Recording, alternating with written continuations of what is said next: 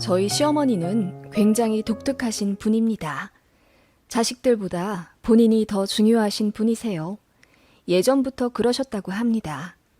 제 남편은 여동생이 하나 있는 남매지간인데 어릴 때부터 엄마가 해주는 아침밥 먹고 등교해본 적이 손에 꼽는다고 했어요. 어머님이 아침에 일어나는 게 너무 힘들어서 그 어린애들 보고 혼자 가방 챙겨가라고 하셨답니다. 시부모님은 서로 사이 안 좋으시고 같이 살긴 하시지만 대화도 거의 없으셨어요. 추측컨대 아버님은 여자가 있으신 것 같고 어머님도 그걸 알긴 아시지만 굳이 수면 밖으로 꺼내지 않으시는 것 같았어요. 그 정도로 메마른 사이이고 기대도 사랑도 없는 관계죠. 이혼이 귀찮아서 안 하시는 것 같다고 신호도 그러더라고요. 아무튼 어머님은 자기 자신이 가장 중요하신 분이라 그런지 결혼식 때 혼주 한복을 본인 얼굴 톤에 잘 어울리는 주황이나 분홍으로 하고 싶다고 우기셔서 굉장히 당황했었어요. 저는 15년 전에 결혼했는데요. 그때도 이미 세상이 많이 바뀌어 있던 터라 굳이 혼주 한복에 큰 의미를 두지 않는 예식도 있긴 했어요. 그래서 그냥 어머님 하고 싶은 대로 하시라 냅뒀더니 정말 주한 계열로 맞추셨더라고요. 그날 하객분들 중에 나이 지긋하신 분들은 저희 시어머니 한복색을 보며 혀를 끌끌 차셨다더군요. 아무리 그래도 전통대로 해야 모양새가 괜찮은데 저희 시어머니 한복색으로 자존심 세우는 걸 보니 며느리 될 사람 불쌍하다면서 화장실에서 수군대셨나 봐요. 그걸 저희 친정 식구들 중에 가까운 친척이 들었고 저희 친정 어머니 귀에도 들어가서 많이 속상해 하셨어요. 그런데 예상외로 정말 그때만 딱 자기 고집 부리시고 저희 사는 거에는 관심이 정말 없으시더라고요. 그래서 예물예단 같은 걸로 트러블도 거의 없었고 신혼집 정하는 것에도 간섭을 아예 안 하셨어요. 그럴 만도 한 게 시댁에서 지원을 하나도 받지 않았거든요. 물론 돈 안 주면 말도 하지 말아야 한다는 건 아니지만 제 친정에서 5천 해주신 거 아시고도 아무 말 없으시더라고요. 시댁 사정이 그리 여유롭지 않으니 저도 깊게 수긍했습니다. 시부모님 민망하실까봐 저도 그 얘기 더 꺼내지도 않았고요. 그렇게 결혼 생활했고 아이도 둘 낳아 키우는 동안 시어머니와 큰 마찰은 없었어요. 차로 2시간 정도 거리에 떨어져 살기도 했고 어머님도 본인 취미며 사람들 만나는 것에 바빠 저희한테 관심이 없으셨거든요. 문제는 어머님이 이혼하시고 난 이후부터였습니다. 처음엔 별거를 하시겠다고 하시더니 나중에 자식들 모두 불러 앉히고는 이혼하겠다 선언하셨어요. 그런데 아버님이 돈 욕심을 내시며 집도 차도 재산도 전부 가져갔고 어머님은 한 푼도 안 주시겠다고 하셔서 법정 싸움을 하게 되었네요. 남편과 신우는 어머님 편을 들었고요. 그 결과 아버님은 저희에게 큰 실망을 했다고 하셨고 연을 끊고 살겠다며 전화번호도 바꾸고 아예 먼 지방으로 이사가서 연락도 않고 살게 되었어요.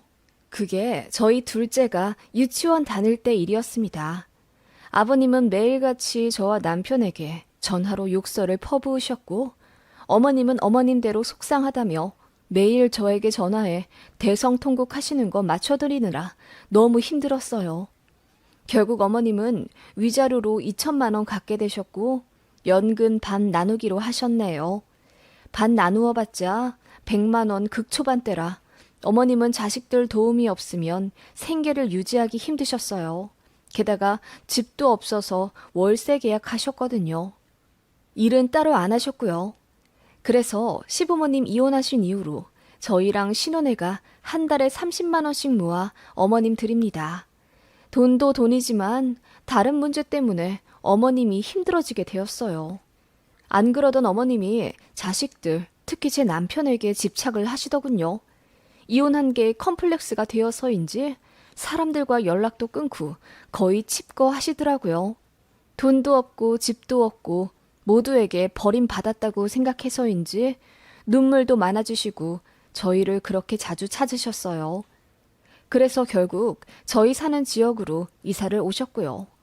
처음엔 합가하고 싶다고 은근히 본심 내비치시는 걸 제가 매몰차게 거절했습니다.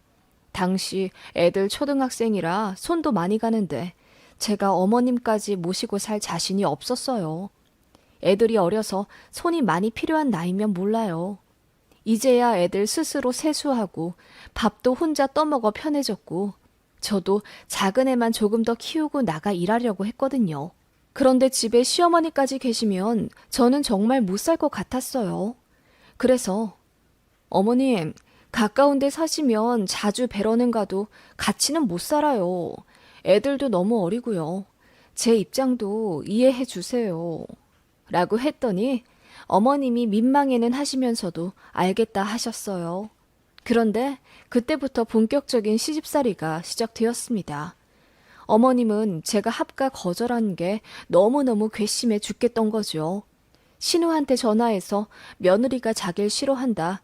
뒤치다거리 싫으니 합가 생각은 꿈에도 말라 했다. 이상한 말을 지어내서 신우가 저를 오해하게 만들었더라고요. 신우랑 그전에는 사이가 그렇게 좋지도 나쁘지도 않았습니다. 그런데 어머님의 이간질로 신우가 저에게 며느리가 돼가지고 불쌍한 시어머니한테 정없이 굴지 말라라고 한 소리 하는 바람에 사이가 급격히 나빠졌습니다. 참고로 어머님은 이혼하신 이후로 명절을 저희 집에서 보내고 싶어 하셔서 제가 요리하고 밥상 차리고 다 했습니다. 그런데 신우가 저 보기 싫다며 명절에도 안 오더라고요. 어머님은 자신이 손님이라고 하면서 설거지 하나 하지 않으셨어요. 당연히 명절 장보라고 돈을 주신다거나 잘 먹었다고 아이들 용돈을 주신다든지 옷을 사주신다든지의 배품은 하지 않으셨지요. 가까이 살게 되면서 저희 살림살이는 어머님과 공통의 것이 되어갔고 어머님은 제가 전업이라 만만하셨던 건지 툭하면 불러대어 온갖 잠심부름을 시키기 시작하셨어요. 그리고 툭하면 저희 집 오셔서는 이것저것 뒤지시더라고요. 못 보던 옷이라도 나오면 너 이 옷 새로 샀냐? 네 시애미는 돈 없어서 옷도 한 장 못 산 지 지금 반년이 넘어가는데 너는 어떻게 옷을 새로 살 생각을 해? 라며 화를 내셨어요. 아이들 방도 구조까지 다 외워두시고는 못 보던 작은 책장이라도 보이면 이거 새로 산 거야? 책은 도서관에서 보면 되지. 돈 아깝게 뭐하러 자꾸 애들 책을 사주고 그래. 그 책 살 돈 있으면 나를 좀 주지 그러니? 라며 잔소리를 하셨지요.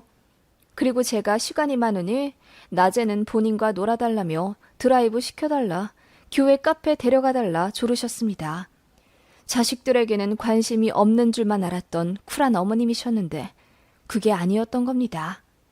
그전에는 사람들도 만나고 취미도 있으셨기에 자기 자신이 우선이었던 거고 이사와 관심 둘만 한 게 마땅치도 않고 이혼 이후라 마음이 허전했던 어머님은 그렇게 돌변하셨지요.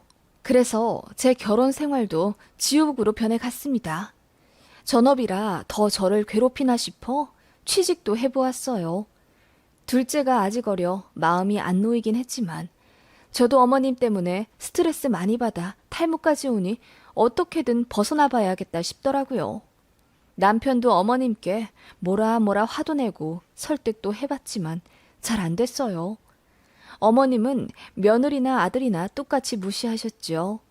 아무튼 그렇게 취직을 해 10시부터 5시까지 어머님이랑 차단되어 사니 좀 살겠더라고요. 애들 아플 때마다 발 동동거리긴 했지만요. 그치만 주말에도 어머님으로부터 자유롭지 못했어요. 어머님은 평일에 차곡차곡 쌓여져 있던 외로움 혹은 짜증을 주말에 아들네 집에 와 풀고 싶어 하셨지요. 어머님께 화를 안 내봤냐고요?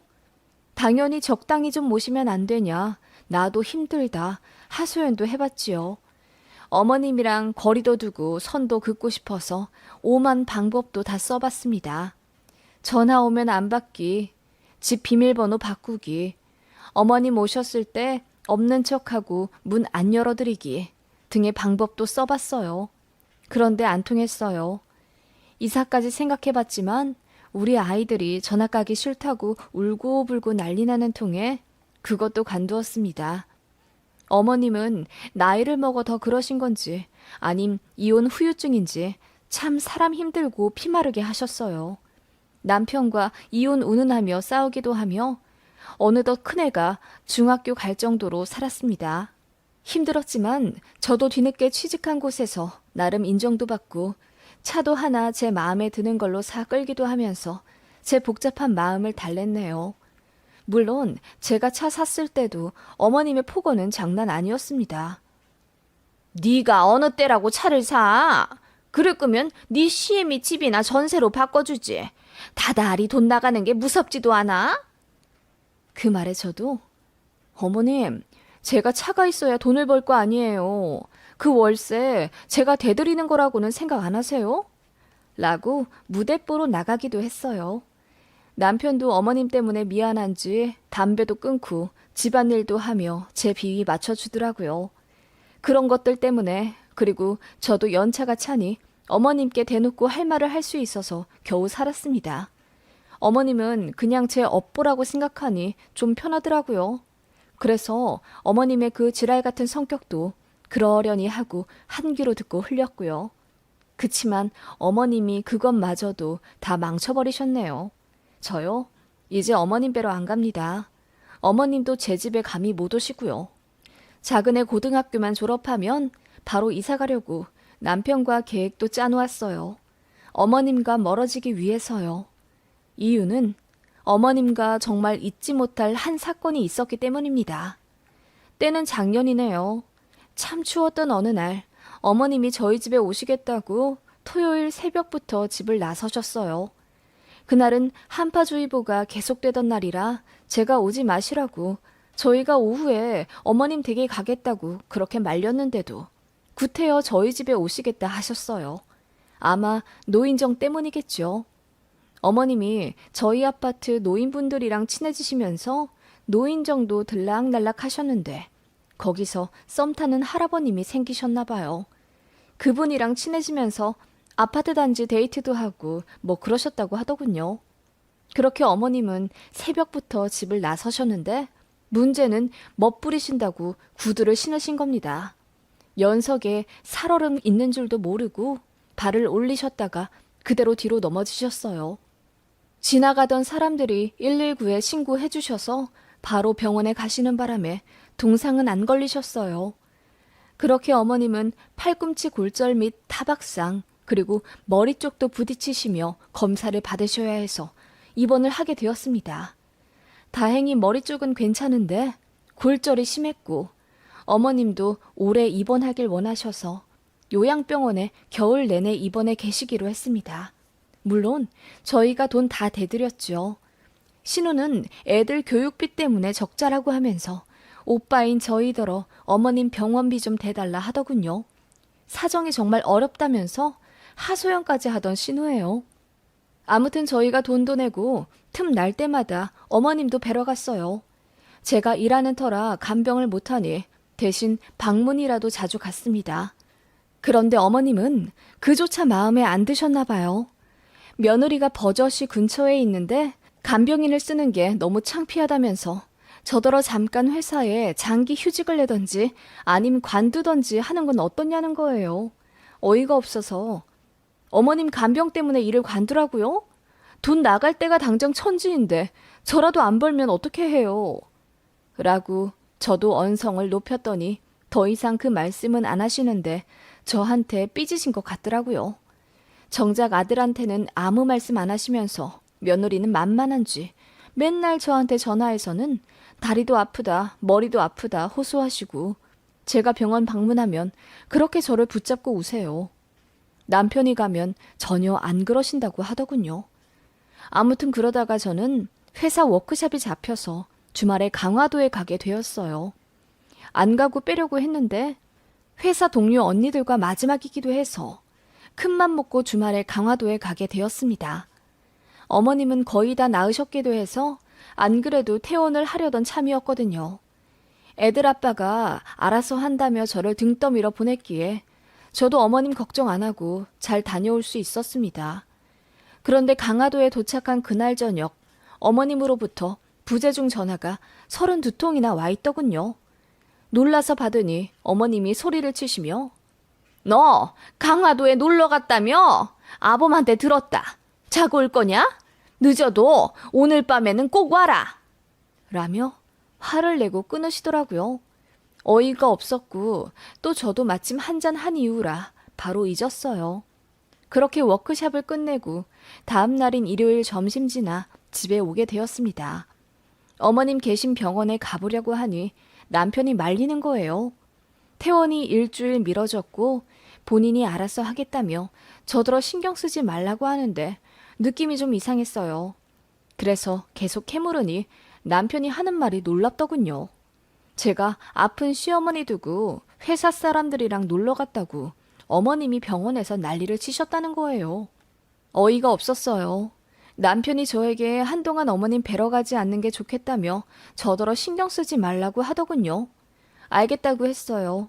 제가 어머님 마음을 달래드릴 이유는 없으니까요. 그렇게 남편이 알아서 어머님 퇴원 수속까지 해드리고 집에 모셔다 드렸지만 저는 가지 않았습니다. 어머님이 화가 단단히 나셨대요. 그래서 남편이 절대적으로 서로 안 만나게 했습니다. 그런데 신우가 전화를 하더군요. 자기 엄마 퇴원하고 한 달이 지났는데도 뵈러 안 간 게 사실이냐며 따지더라고요. 그래서 가려고 해도 애들 아빠가 못 가게 해서 못 가는 거다. 어머님이 화가 엄청 나셔서 서로 마주치면 상황이 더 안 좋다더라 했더니 신우가 피식 웃으며 오히려 언니는 좋겠네요. 귀찮은 시어머니 남편 핑계대고 안 봐도 돼서 하고 끊더군요. 그 말에 더 열불이 났어요. 그렇게 시댁에 영영 가고 싶지 않았는데 어머님이 부동산 관련 일이 터져서 난리가 났어요. 신호 남편도 부동산 쪽으로 잘 알기도 하고 저도 어머님 집 보증금에 돈이 묶여있는 터라 모른 척 할 수가 없어 시댁에 가게 되었어요. 그렇게 어머님 퇴원 후에 모두가 마주치게 된 겁니다. 어머님 댁에 들어서며 어머님 저희 왔어요 라고 했는데 별안간 눈앞에 별이 반짝하더군요. 얼얼한 뺨을 어루만지며 정신을 차리자 어머님이 씩씩거리며 제 뺨을 치신 걸 알게 되었습니다. 어머님, 이게 뭐 하시는 거예요? 몰라 묻냐? 아픈 시애미 내팽개치고 회사 사람들이랑 시시덕거리며 놀러 갔다 오니 좋더냐? 내가 자고 오지 말라고 했지? 어디 시애미 말을 개똥으로 듣고 무시를 해? 시애미가 병원에 입원해 있으면 자중해야 할 것 아냐? 그리고 퇴원을 한 게 언젠데 여태 안 오다니? 어머님은 한동안 흥분을 가라앉지 못하시고 입에 침을 튀겨가며 제가 잘못했다 설교를 하셨습니다. 저는 어이도 없고 분통이 터져 눈물이 나오더군요. 어머님, 제가 뭘 그리 잘못했나요? 그간 어머님 생활비며 이번에 병원비도 저희가 다 대드렸어요. 그거 아들 혼자 낸 것 같으세요? 저 아니었으면 시댁에 들어가는 돈 절대 커버 못 쳤어요. 그렇게 열심히 살면서 다닌 회사 사람들끼리 하루 간 거예요. 이 사람은 어머님 입원해 있을 때도 회식이며 뭐며 할 건 다 했어요. 저는 안 돼요? 제가 뭘 그리 잘못했다고 뺨까지 때리시는 건데요. 제가 그렇게 소리치며 따져 물으니 어머님이 혀를 끌끌 차시더군요. 뒤늦게 남편이 알고 귀길이 날뛰며 화를 냈고 한순간에 어머님 집은 초토화되었습니다. 그때 신혼에도 마침 도착을 했어요. 심상치 않은 상황에 놀라더니 자초지종 듣고는 지 엄마 편 들더라고요. 하긴 엄마는 아파서 입원해 있는데 며느리가 여행 가면 좀 서운하긴 하시겠죠. 언니가 너무한 건 맞지 않아요? 그 말에 저는 푸하하 웃어버렸습니다. 이보세요, 아가씨. 아가씨는 아픈 엄마 두고 놀러 다닌 거 안 미안해요? 나야 우리 엄마 아니지만 아가씨한테는 엄마잖아요. 누가 더 나쁜 년이죠?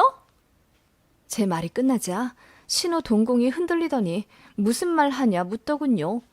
제가 스마트폰을 들어 신호 카톡 프로필 사진을 떡하니 보여줬습니다. 이거 저 강화도 간 지난주잖아요. 아가씨도 지난주에 강릉 갔으면서 왜 모른 척 시침이 떼요? 그러자 신우가 그거 엄마 아프기 전에 놀러 간 거거든요.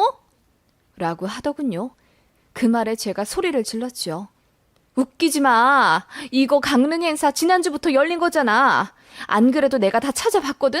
속이려면 제대로 하지 그랬어. 머리가 나빠서 그게 안 되니? 그러자 어머님이 입을 떡 벌리며 놀라시군. 신우는 얼굴이 새빨개져서는 뭐? 아니 나는 그냥 당일치기로 잠깐 머리 식히러 다녀온 거예요.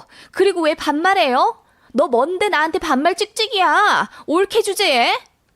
라며 저에게 달려들더군요. 저는 그 순간 참지 못하고 신호의 싸대기를 풀스윙으로 날려버렸습니다. 나가 떨어질 정도로요.